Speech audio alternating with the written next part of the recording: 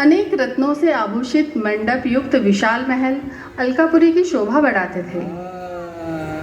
अलकापुरी में एक यक्ष रहता था। कुबेर ने उसे पूजा के लिए प्रतिदिन मानसरोवर से स्वर्ण कमल लाने के लिए काम पर रखा था। कुबेर प्रतिदिन 101 कमल शिवजी की पूजा में अर्पित करता था। एक दिन पूजा करते समय कुबेर ने जब आखिरी कमल के लिए हाथ बढ़ाया तो वो उसे नहीं मिला और उसकी पूजा अपूर्ण रह गई। रुष्ट कुबेर ने यक्ष से पूछा कि कमल कैसे पूरे नहीं हैं।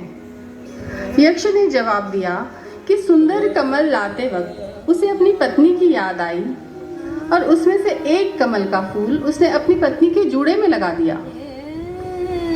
इस पर कुबेर को अत्यंत क्रोध आया और वो बोला, हे मूर्ख यक्ष, ऐसी तेरी उद्दंड क्रिया, मैं सतपथ अनुगामी राजा, तूने मुझे क्रोध दिया, मेरी पूजा में व्यवधान हुआ, मैं तुझे 1 वर्ष अपने राज्य से निष्कासित करता हूँ और अपनी प्रिया से कई मीलों दूर भेजता हूँ। प्रेम में तड़पता यक्ष अपनी ही दशा पर शोक मनाता रहा और भटकता रहा।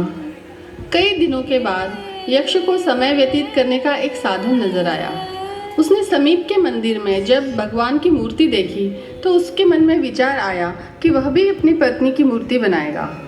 यक्ष मूर्ति कला में पहले से ही निपुण था।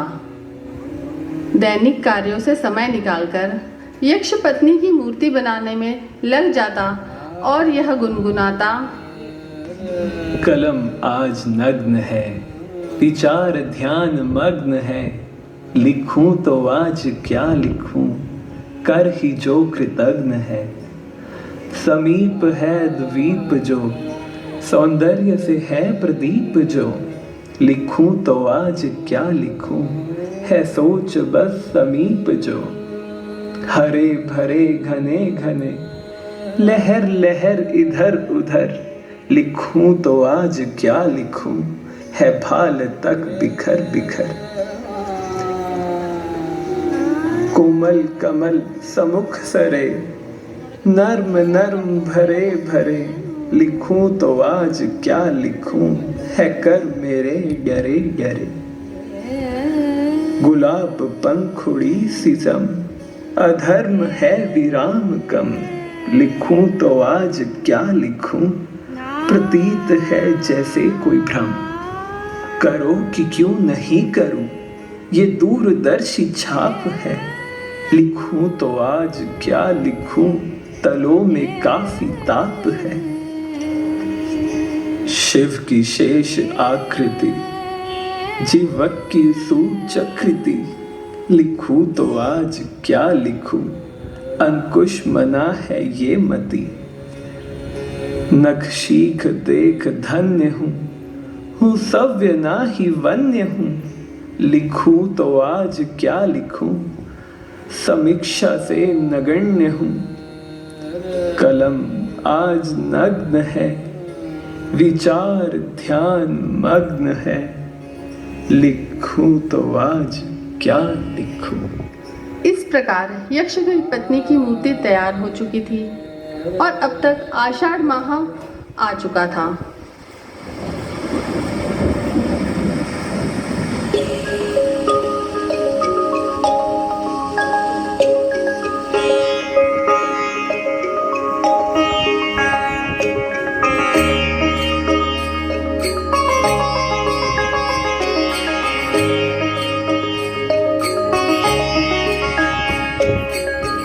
आषाढस्य प्रथमदिवसे मेघमाशिष्टसानुं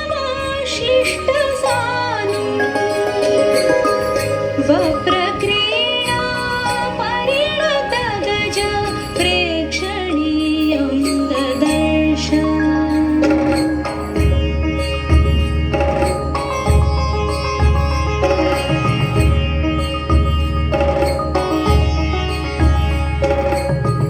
आषाढ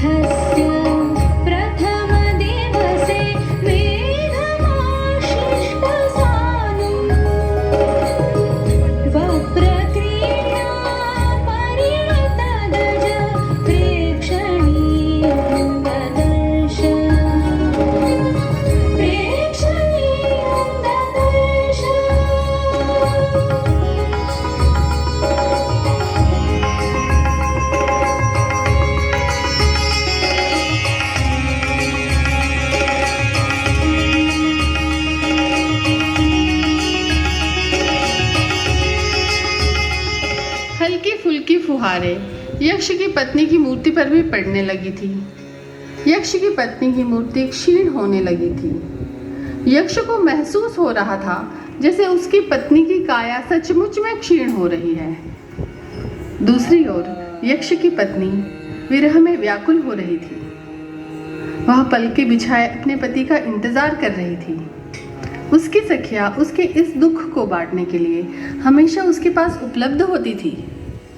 और सच, यक्ष की प्रतीक्षा में कई माह गुजरते हुए उसकी काया क्षीण होने लगी थी। उसका रंग फीका सा पड़ने लगा था। उसने बाल संवारना भी बंद कर दिए थे। लगातार रोने के कारण उसकी आंखें सूज चुकी थी और उसने आभूषण भी त्याग दिए थे।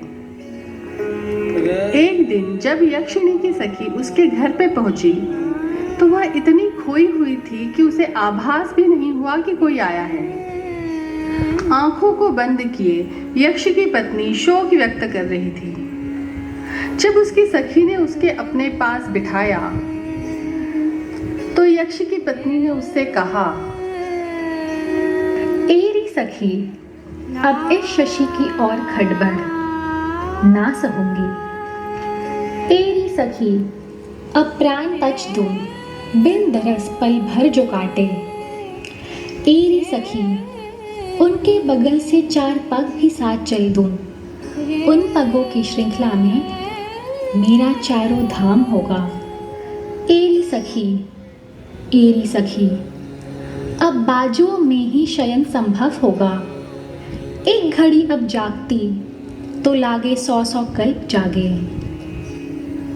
एरी सखी, अब इस शशि की और गड़बड़ ना सहूंगी। इस तरह अपना दुख व्यक्त करते यक्ष की पत्नी मूर्छित हो गई।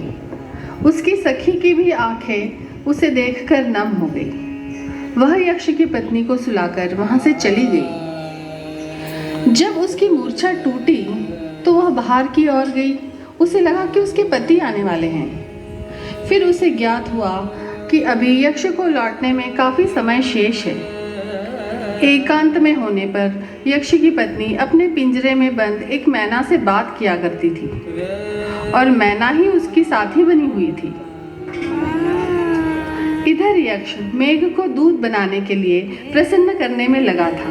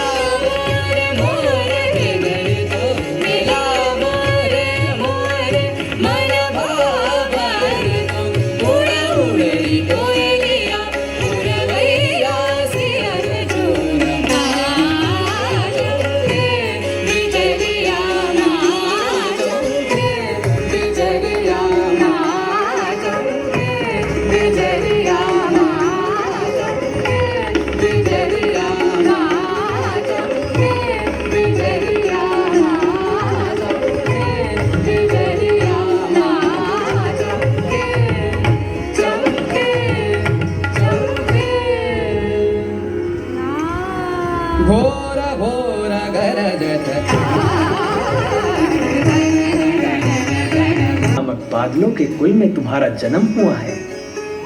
मैं ये भी जानता हूँ तुम देवराज इंद्र के दूत हो और तुम अपने मन के अनुसार अपना रूप बदल सकते हो। मैं अपनी पत्नी की याद में व्याकुल हूं। मैं तुम्हारे आगे हाथ फैलाता हूं, मेरी विनती सुन लो। तुम तपे प्राणियों को शीतलता देते हो, मुझ जैसे अभागे पर अपनी शीतलता प्रदान करो और मेरा संदेश लेकर तुम मेरी पत्नी के पास अलकापुरी जाओ। इस प्रकार में यक्ष की बातें सुनकर उसका संदेश उसकी पत्नी तक पहुंचाने के लिए तैयार हो गया, परंतु वहां तक पहुंचने के लिए उसका मार्ग जानना भी जरूरी था। तब यक्ष ने मेघ को अलकापुरी जाने का मार्ग बताया। हे मेघ, ओ दूत मेरे, इस पथ की ऐसी झांकी है, सुनो ध्यान से बात मेरी, अभी उम्र तुम्हारी बाकी है। पहला पड़ाव है आम्रकूट पर्वत विशाल, उसकी चोटी पर बैठो ना, दहकना तुम पथ की मशाल। फिर आगे चलकर विंध्य पठार स्वागत में आस लगाएंगे और जलते सूरज में अपनी रेवा से प्यास बुझा। में कब कपाता है जिस्म मेरा, जितनी बार चीखता है मेरा अकेलापन, टूट जाते हैं सब्र के सब तार। वैश्यों की तरह भटकता हूँ मैं, हवाओं सा ठानता हूँ रार। कोई सुन ले तो कान फट जाए, मेरे अंदर मचे वो हाहाकार। उससे कहना वो एक एक किस्सा जो तुमसे रो रो के कहता हूँ। इतना कमजोर सा हो गया हूँ मैं कि हवाओं के साथ बहता हूँ। पेड़ हूँ मैं, रोज कटता हूँ, खाओ सहता हूँ। जितना निखरा हुआ सा रहता था उतना बिखरा हुआ सा रहता हूँ। उससे कहना कि हफ्तों से बाल मैंने नहीं संवारे हैं, ना तो पहने हैं नए कपड़े अभी और ना ही पुराने उतारे हैं। उससे कहना कि कान के कुंडल पहले जैसे नहीं दमकते हैं। उड़ गया है वो रंग सोने का, अब तो लोहे के जैसे लगते हैं। मुझे रहता ही नहीं ध्यान अपना, मुझे आती ही नहीं अपनी खबर, मुझे मिलता ही नहीं अपना पता, कभी जाती ही नहीं खुद पे नजर। मेरा मस्तक जिस पे सजता था त्रिशूल गहरा, कितना फीका सा नजर आता है वो मेरा रूप, वो मेरा चेहरा। मैं मोहब्बत का नाम भी सुन लूं तो अचानक से बदल जाता हूं। प्यार में हंसते खिलखिलाते दिख जाए कोई तो जल जाता हूं। पर्वतों के शिखर पर कितनी आवाजें मारता हूं मैं, बैठ जाता है गला मेरा, उसको उतना पुकारता हूं मैं। कभी टकराए मेरी चीखों से तो ये पर्वत भी रेत हो जाए। ऐसे रोता हूं पांचवें सुर में कि आसमानों में भी छेद हो जाए। प्रेम के आगे तुच्छ है सारे, इस जमाने में जितने भी दुख है। फूटती है भागीरथी झरझर, अब ये आंखें नहीं गौमुख है। और मेघ यक्ष का संदेश उसकी पत्नी को देने के लिए उसके बताए मार्ग पर निकल पड़ता है।